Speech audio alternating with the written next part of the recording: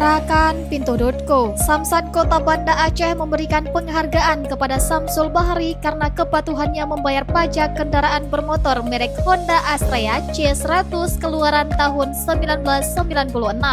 Dari ratusan ribu wajib pajak kendaraan bermotor, nama Samsul Bahri terpilih sebagai wajib pajak untuk diberikan penghargaan atas komitmennya taat pajak. Penghargaan ini diberikan langsung oleh Kepala Badan Pengelolaan Keuangan Aceh, Reza Saputra.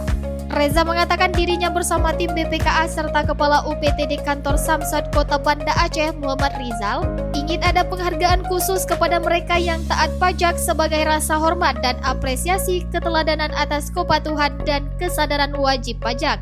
Kepala UPTD Samsat Banda Aceh Muhammad Rizal mengatakan Samsul Bahri dipilih sebagai wajib pajak perorangan karena dinilai patut dan tepat untuk diberikan penghargaan. Sementara itu, Samsul Bahri menyampaikan rasa syukur dan terima kasih kepada Samsat Kota Banda Aceh. Sebagai warga negara Indonesia yang baik, kata Samsul, dirinya harus taat membayar pajak karena hal tersebut merupakan kewajiban setiap warga negara. Samsul sadar betul bahwa taat bayar pajak adalah kewajibannya. Ia menyampaikan bahwa pajak turut membantu pembangunan serta kemajuan daerah.